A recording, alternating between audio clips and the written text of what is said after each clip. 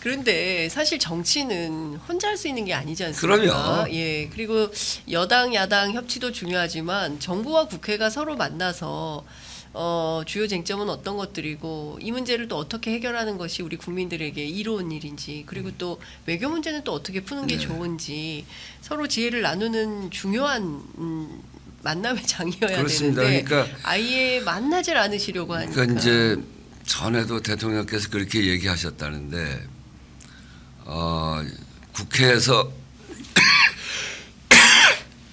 국회에서 여당이 최선을 다해서 뭉쳐서 해라. 네. 야당이 단독으로 통과시키는 거는 거부권한다. 거부권은 뭐 많이 할 수도 있다. 뭐 예. 그런 뉘앙스로 얘기를 했다는 건데 그러면 계속 파행 아닙니까? 그러니까요. 국회가 입법한 것을 거부하고 예. 할 수 있죠. 그 법적으로 유배는 아니니까. 네. 그렇게 해서 대통령이 그런 마음으로 계속 거부를 하면 그 피해는 누가 봅니까? 결국 국민이 보는 거거든요. 네. 대통령 국민을 편하게 하기 위해서 네. 그 직무를 수행해야 되는 건데 대통령이 국민이 불편하든 말든 야당이 힘을 가지고 하는 거는 무조건 안 하겠다. 그렇게 마음먹으면 안 되는 거죠. 그렇게 야당이 힘을 가지고 하기 전에 그것을 합의하고 조정해서 할 수 있도록 대통령께서 나서서 네. 야당하고도 대화를 하고 예. 무엇이 꼭 진짜 필요한지 예. 또 야당의 목소리를 들어서 야당은 꼭 뭘 하고 싶어 하는지 아이고 의장님. 예. 제가 그 지난 국군의 날 행사에서 예기치 않게 물벼락을 맞으셨다는 제가 네, 얘기를 들었는데. 물벼락을 맞고 감기 기운이 약간 생겼습니다. 아이고야. 어쨌든 그래서 그런 거 우리 저 국군의 날 가서 물벼락 맞아도 별로 화 안 내잖아요.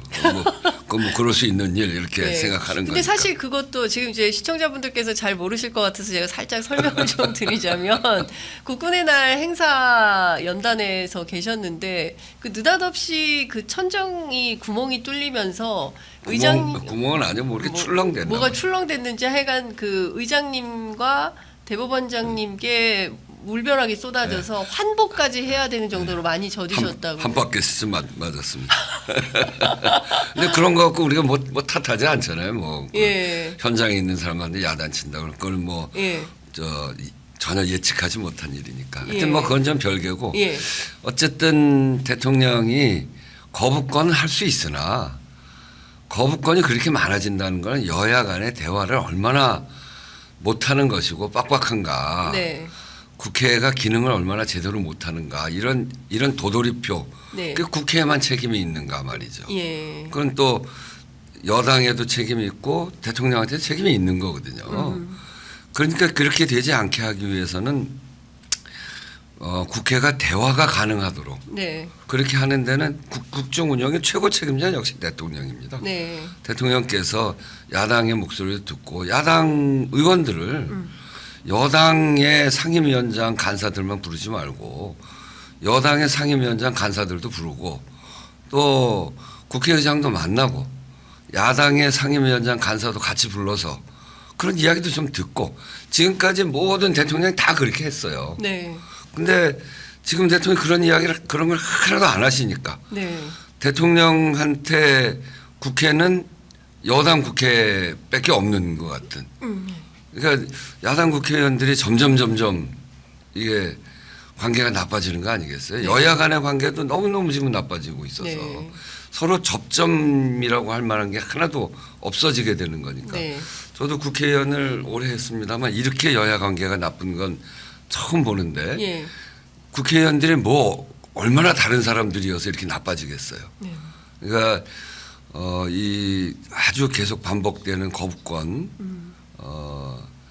야당이 일방적으로 통과시키면 무조건 거부권한다. 네. 이런 원칙 그렇게 할 수 있습니다만 그렇게 일방적으로 하지 못하도록 야당의 목소리를 듣고 네. 대화하고 조율하려고 하는 노력 이런 것들을 먼저 힘을 갖고 있는 집권 여당이 해야 되는 거죠. 예. 국정운영의 절대 책임은 집권 여당이 갖고 있는 겁니다. 네.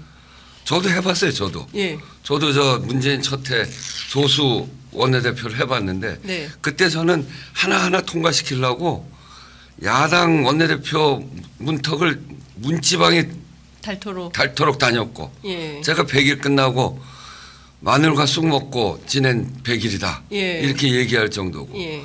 그리고 여야정 협의체 만들어서 문재인 대통령이 그 야당 대표까지 다 불러가지고 같이 네. 이야기도 하고. 예. 근데 지금 왜 안 하는지 모르겠어요. 국회를 완전히 무시해도 분수가 있지. 네. 점점 나빠지게 하면 안 돼요.